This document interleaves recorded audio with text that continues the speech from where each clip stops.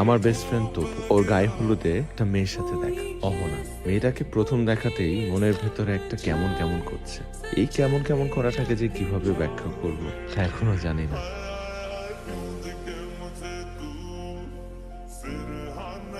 আমি কি শুধু মানুষের বিয়ে খেয়েই যাব? আমার রাজকুমার কোথায় কোথায় কোথায়? এখানে।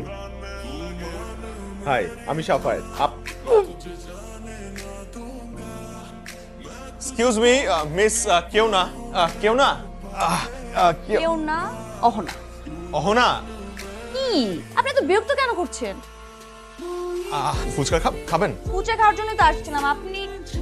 আপনি খাবেন? শিওর, কিন্তু ওই ঝালটা একটু কম খাই আর কি। আচ্ছা আচ্ছা, শিওর। মামা, একটা মিষ্টি টক দিয়ে ফুচকা বানান তো, ঝাল কিন্তু কম। হ্যাঁ, কম। Thank you so much.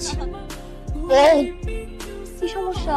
এটা এত ঝাল কেন? শিট, এটা মনে হয় আমার ফুচকা আপনাকে ভুলে দিয়েছি। মানে পানি না না, আমি দিচ্ছি পানি। ওয়েট কি পানি? ঝাল পানি। কেমন লাগছে আপনার? সেম লাগবে? ভয় পান কেন? আমি বাঘ না ভাল্লুক? দাঁত দেখে তো মনে হয় কামড়ানোর অভ্যাস আছে।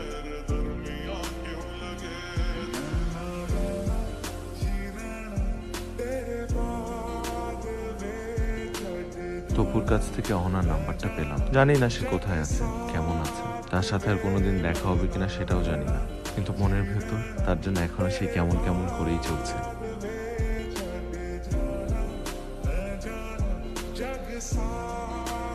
কেউ না, অহনা। ইন্টারভিউ দিতে এসে বসের সাথে ফাইজলামি করছেন। এখন যদি আপনার চাকরি না দিই? না না, প্লিজ এটা করবেন না। এই চাকরিটা আমার ভীষণ প্রয়োজন। এই চাকরিটা না পেলে ও বাচ্চা নিয়ে না খেয়ে মরতে হবে। আচ্ছা, কয়টা বাজে আপনার? 9টা। 9টা বাজে? তাহলে বিয়ে করেছেন কয়টা? বেশি না, 6টা। এতগুলো বউকে সময় দেন কি করে? এই তো সপ্তাহে 6 দিনে 6টা বউকে সময় দিই, আর বাকি একদিন গার্লফ্রেন্ডের জন্য মারা। অনেকদিন পর। কেমন আছেন? আপনি তো দেখছি ইন্টারভিউ দিতে এসে বসকে প্রশ্ন করছেন। আমি ভালো আছি, তবে এখন আর একটু বেটার ফিল করছি। চলেন অফিসের সমস্ত কলিগদের সাথে একটু পরিচয় করে দিই। তাহলে কি আমার চাকরিটা হয়ে গেছে? হ্যাঁ। আমার ইন্টারভিউ নেওয়া হবে না? প্রয়োজন নেই। কেমন নেপোটিজম হয়ে গেল না ব্যাপারটা? হলে হয়েছে, সমস্যা নেই। চলেন উঠেন। আমি কিন্তু আপনাকে অনেক খুঁজেছি। আসলে খুঁজছেন? ওই ঘটনার 2 মাস পর পরে আমি মেলবোর্নে চলে যাই। তো আপনি বিদেশে গিয়ে সেখানে সেটেল না হয়ে দেশে কেন ফিরে আসলেন? মার জন্য। মাকে রেখে এত দূর একা একা থাকতে ভালো লাগে না। আর এদিকে আমি ভার্সিটি লাইফ থেকে এখন পর্যন্ত একাই থেকে যাচ্ছি। কেন, আঙ্কেল আন্টি কোথায়? বাবা মা তো খুলনায় থাকেন। জান, এখন আর আমার একা থাকতে ভালো লাগে না। তাহলে একা থাকেন না? কিভাবে? আঙ্কেল আন্টিকে আপনার কাছে নিয়ে আসেন। সেটা অবশ্য আমি চাই। কেন? কারণ আমি আমার বাবা মার অবাধ্য মেয়ে। তবে আরেকটা উপায়ও কিন্তু আছে। কি? বল।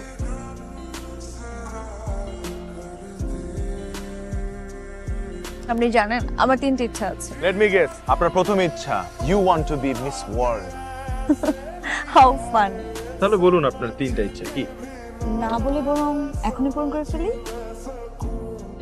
আপনার হাতটা দিন তো। কেন, আমার হাত কেন?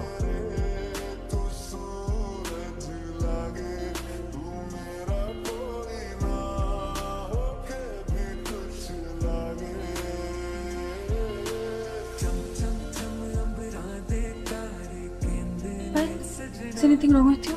নো, তেমন কিছুই হয়নি। কিছু তো অবশ্যই হয়েছে। কি হয়েছে আমাকে বলো। আচ্ছা ঠিক আছে, তোমার এখন কিছু বলতে হবে না। আমরা দুপুরে একসাথে লাঞ্চ করব, তখন শুনবো। অহনা,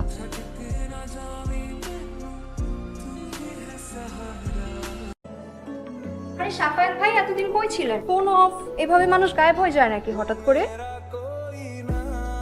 কার বিয়ে? আপনার বিয়ে? তাহলে ম্যাডাম? রুহি না থাকলে আমার কি হবে?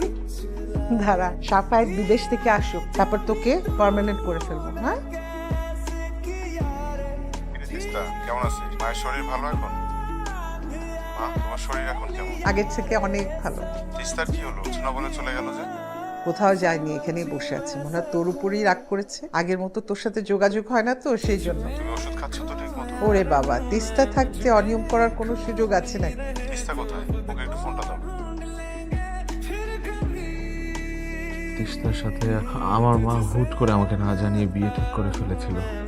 আসলে তিনি এবং তার মেয়ে তিস্তা আমাদের পরিবারের জন্য যা করেছে, সেখানে আমার কোনোভাবেই তাদের প্রস্তাব ফিরিয়ে দিতে পারেনি। সাফায়েত, তুমি আর তিস্তা একসাথে বড় হয়েছো, একজন আরেকজনকে চেনো জানো, সেই ভাবনা থেকেই আমি তোমার মাকে তোমাদের বিয়ের কথা বলি।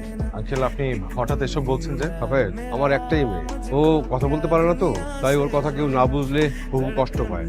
তুমি ছাড়া তিস্তাকে অন্য কারো হাতে তুলে দিতে সহজ পাই না। তুমি ওকে কোনো কষ্ট দিও না, ওকে যত্নে রেখো, কখনো কষ্ট দিও না। আপনি চিন্তা করবেন না আঙ্কেল, আমি আপনার মেয়েকে কখনো কষ্ট দেবো না।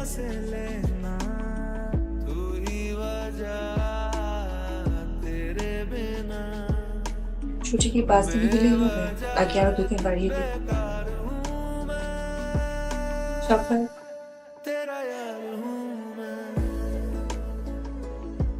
তিস্তা, আমার কিছু গুরুত্বপূর্ণ কথা বলতে চাই। আমার মনে হয় তোর আমাকে বিয়ে করাটা ঠিক হবে না। অহনা নামে একটা মেয়ে আছে, ওকে আমি 2 বছর আগে থেকেই চিনি, বিদেশ যাওয়ার আগ থেকে। But I have slept with her.